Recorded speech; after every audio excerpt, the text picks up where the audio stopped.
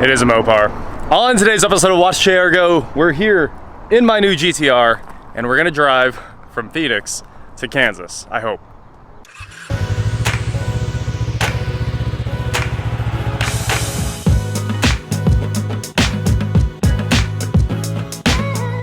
What is going on, guys? I'm Watch JR Go, and good morning. Thank you guys so much for watching the channel. As you know, if you watched the last video, you saw that I bought my 1990 Nissan Skyline GT-R R32, a 700 horsepower race car. Yeah, there's nothing really stock about this car other than the body. So, we're gonna try to drive back to Kansas, and it does a lot of race car things. I've finally gotten to where I can kind of drive the clutch. It's a lot of work, but there's like this little window where you can feather it. And I've gotten to where I can sort of feather it at this point. The wheels are covered in brake dust from these AP Racing brakes. And I'm gonna have to figure out where to find those probably very rare brake pads and repowder coat those calipers and everything like that. Those need to look nice. But anyway, we're here at the hotel.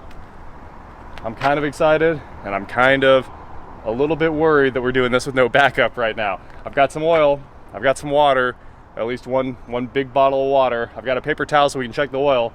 And I'm gonna check the oil right now. Let's get to it. Threw a little bit of oil in. It was finally a little bit low, just under the full mark. So I probably put it just over the full mark because I can assume we're gonna burn a good amount today. Turbo cars, they love to burn oil.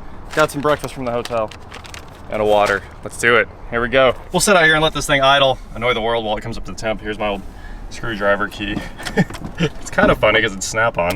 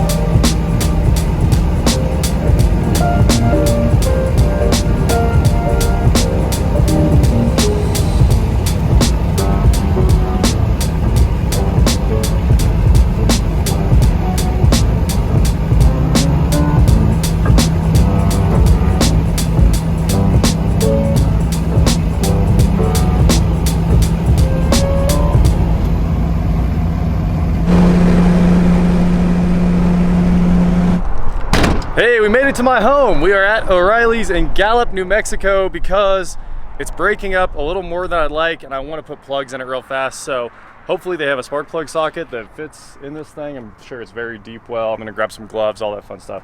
I think we got to do the spark plugs. It's just a little too iffy at this point, and I really wish I could change the oil, but I think that one's out. Plugs acquired. Everybody says to run some NGK Platinums that are out of stock for hundreds and hundreds of miles. So we have the Cross, which is an Autolite Iridium, and we have an oil filter.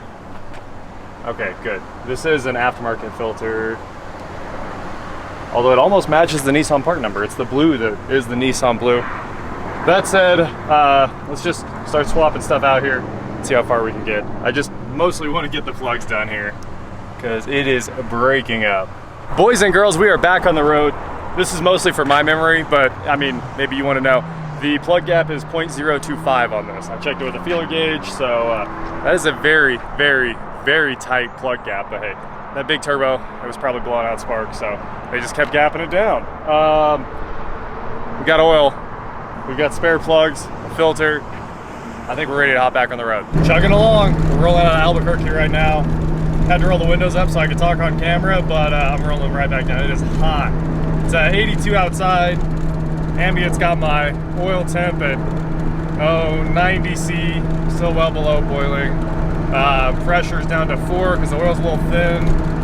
And exhaust temps, everything's holding up. I mean, the car looks like it's doing great. So we're just gonna keep right on chugging along. I basically haven't touched the throttle once, whole trip, just babying at 3,000 RPM. It's our last stop of the night. I'm in Greensburg, Kansas, filling this thing up one more time. I try to fill it up as soon as it hits half tank on the gauge, just to make sure the fuel pump's buried in fuel. You wanna keep the pump cool, and the fuel does that. And I'm sure this thing has a big pump in it too, with that big turbo kit on here. So, almost done filling it up. Check the oil one more time, and we'll be on our way. Luckily, I grabbed one more quart of oil at the last stop, so I think we'll be okay. Nothing's covered in oil yet, so that's pretty cool. Well, I'm gonna check the oil. We'll get back on the road. Checking the oil in this thing is a huge ordeal. I have to put on gloves and all this stuff because this oil filter relocates. It's over the dipstick. The dipstick is straight down there about 4 or 5 inches. So I have to like put on gloves, snake my hand in there, pull the dipstick out, and then getting it back in there is really difficult because you can't see anything. And I'm home with the GT-R. Godzilla roared and got me 1,011 miles. Insane. Today by the numbers, 1,011 miles, 16 plus hours of driving, 2.5 quarts of oil. The Escort radar detector saved me probably 3-4 times. I mean, I wasn't really going that fast, but I mean, you don't want to take the chance anyway. Also, it's my speedometer because the you know, the real speedometer is in kilometers an hour. So the speedometer on the radar detector was perfect. About $150 in gas. Everything else went really well. So I am home with Godzilla. Next up, we'll get it over to the shop, do an oil change, start cleaning up little things. It's got plenty of stuff we can fix right now. Honestly, I think it could run smoother, and when I tried to make pulls with it back in Phoenix, it just didn't feel strong enough. So I'm definitely gonna start sorting this car out really fast. Anyway, I'm home. It's been a trip. I am dead tired. It's 3 a.m. I started at 8 a.m. I mean, I got out of bed at like 6:30. I planned on leaving there at 7. It didn't quite work out, but anyway, super late. That is it for today, guys. Thank you so much for watching. Don't forget to head on over to shop.watchjayrgo.com where you get cool shirts, not like this. And please like, share, subscribe, do whatever you want to do. And I will talk to you next time. Oh yeah, hopefully the car gets detailed tomorrow because it is filthy. But no rock chips. I was checking every gas stop. The front wheels are hilarious. It's just pure brake dust. The rest of the after action report, the car is just filthy, absolutely filthy. And unfortunately, I couldn't see them last night, but I ended up with a chip there that's deep and a chip there that's not. Oh, good, sweet. Okay, well, there's one chip that's gonna have to be touch-up painted, and I think everything else polishes out. And then this thing's getting fully PPF'd immediately because I want to actually drive the car.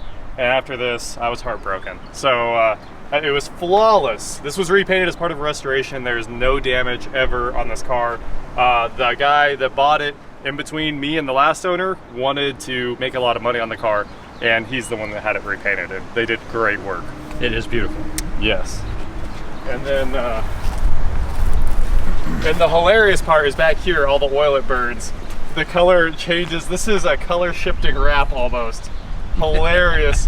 Just how much oil has just kind of sat back here that we burnt off. Jordan didn't even believe me when I told him we went through 2.5 quarts of oil. But I mean, she burns oil, big turbo car. Filthy. Can't wait to get it clean, get my tag on it, get these fasteners off it, start putting OEM fasteners back in it. I'm gonna make this thing like, everybody said it was the old Tommy F, yeah, like OEM Plus build. That's kind of my plan. His cars do look sweet, so that's what I'm gonna do with this. I do need to find these seals immediately. Maybe that's a Terra Firma thing. And I've got to get it retinted. Like, this tint's all purple, so I'd like to get it retinted this week. Gabe's gonna try to drive this thing. So we're all here so we can enjoy him trying to get this clutch in. Have fun. Oh yeah, another thing I learned on the trip, the blend door actuator for the heat doesn't work at all. So we're gonna have to do a full HVAC troubleshooting. It's just always deathly hot. Oh gosh, this is a lot of throttle.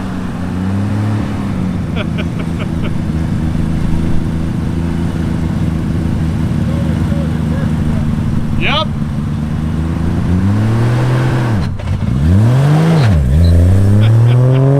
At least you got it going.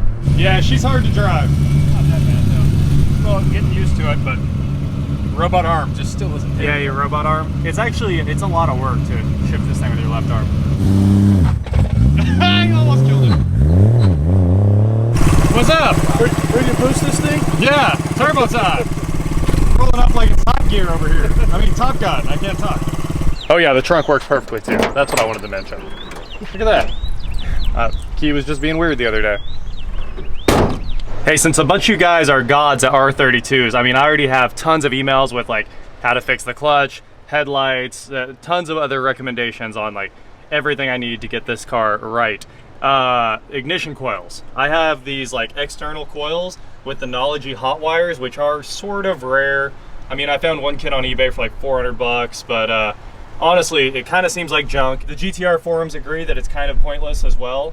I want to go back to the coil unplug. Is there any reason I should stay with this like remote mounted coil setup? As you can see, I went around a corner a minute ago and that wire came off. You can see that spring down there again.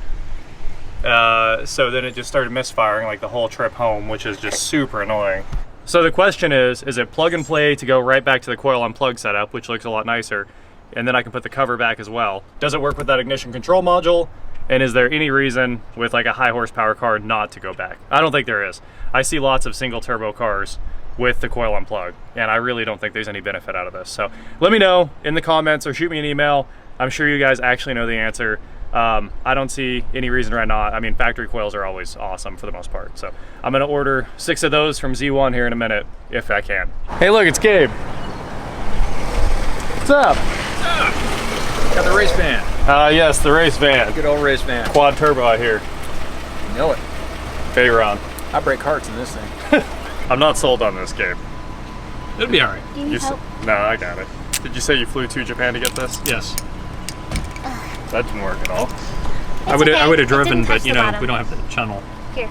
So then you like, you take this part and just push it in, or you take it out or something. Uh-huh. And then you push this part in. Okay. Yeah, you're gonna have to slam it. Yeah, you're gonna have to. It takes a lot of force. No, it doesn't explode. Well, sometimes it does. Are you kidding me? Do you want me to do it? Do you want me to do it? No, I got this. Oh, it's glass. Yeah. There you go.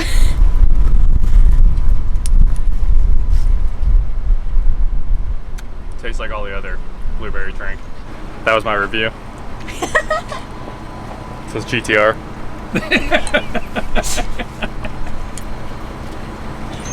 At least it's got a paint stirring bubble. Yeah. You can shake it up. I can also turn it upside down. It'll close itself. Will it? Yeah, it's Yeah. working. All right. There you go. Sort of works. Yeah. So this is how you feed your hamsters. Oh wow, it doesn't come back out. Yeah, you have to push it. That's interesting. You ever get your finger stuck in a bottle? That's how it Yeah. Never comes back out.